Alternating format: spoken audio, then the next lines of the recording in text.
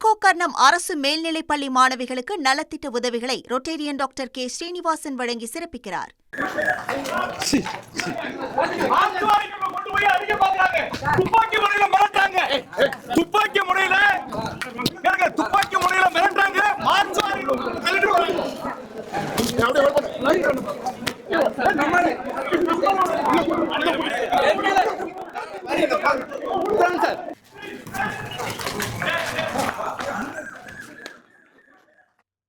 மருத்துவ பரிசோதனைக்கு கொண்டு செல்லப்பட்ட சட்டமன்ற உறுப்பினர் மார்க்கண்டேயன், விளாத்திக்குளம் எம்எல்ஏ மார்க்கண்டேயன் அவர்கள் துப்பாக்கி முனையில் தான் மிரட்டப்படுவதாக பரபரப்பு குற்றச்சாட்டை முன்வைத்திருக்கிறார்.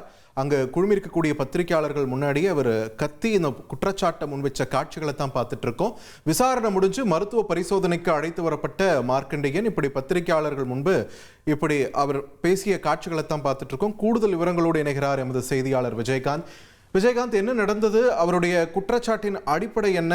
அங்குள்ள சூழல் என்ன? விரிவா பதிவு பண்ணுங்க. நிச்சயமாக சார். அதாவது தூத்துக்குடி மாவட்டம் விளாத்திக்குளம் சட்டமன்ற உறுப்பினராக இருக்கக்கூடிய மார்க்கண்டேயன் கடந்த சனிக்கிழமை அன்று ஏற்கனவே இந்த தொகுதியில், இந்த சட்டமன்ற தொகுதியில் வெற்றி பெற்றதற்கான நன்றி தெரிவிப்பு கூட்டத்தில் கலந்து கொண்டார். அப்போது அவர் தமிழக முதல்வர் குறித்து அவதூறாக பேசியதாக தேவைக்கு புகாரின் அடிப்படையில் அவர் மீது காவல் நிலையத்தில் பதிவு செய்யப்பட்டு வழக்கு பதிவு செய்து இன்று அதிகாலை அவரை வீட்டில் வைத்து போலீசார் கைது செய்தனர். கைது செய்யப்பட்ட எம்எல்ஏ தூத்துக்குடி மாவட்ட கண்காணிப்பாளர் அலுவலகம் கொண்டு சைபர் கிரைம் குற்றப்பிரிவு போலீசாரால் காலை முதலே, அதாவது இவரிடம் இன்று காலை 7 மணி முதல் இந்த விசாரணையானது தொடங்கியது. இந்த விசாரணையானது சுமார் ஒரு 10 மணி நேரத்திற்கு மேலாக நடைபெற்று முடிவடைந்த நிலையில் அங்கேயே அவருக்கு மருத்துவ பரிசோதனை மேற்கொள்ளப்பட்டது.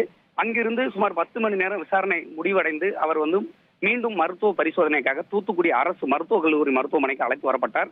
அவ்வாறு அழைத்து வரப்பட்ட போது திடீரென அவர் அந்த பரிசோதனைக்கு உள்ளே அழைத்து செல்லும் போது அங்கு கூடியிருந்த தொண்டர்களை பார்த்து தன்னை துப்பாக்கி முனையில் போலீசார் மிரட்டுவதாக திடீரென கூச்சலிட்டதால் பெரும் பரபரப்பு ஏற்பட்டது.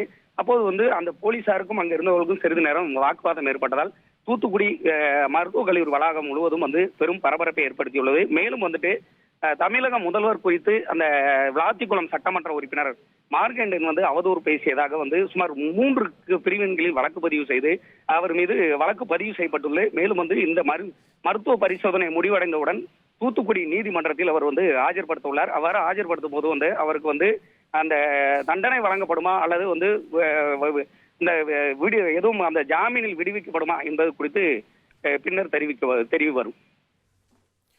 நன்றி விஜயகாந்த், உங்களோட விரிவான தகவல்களுக்கு.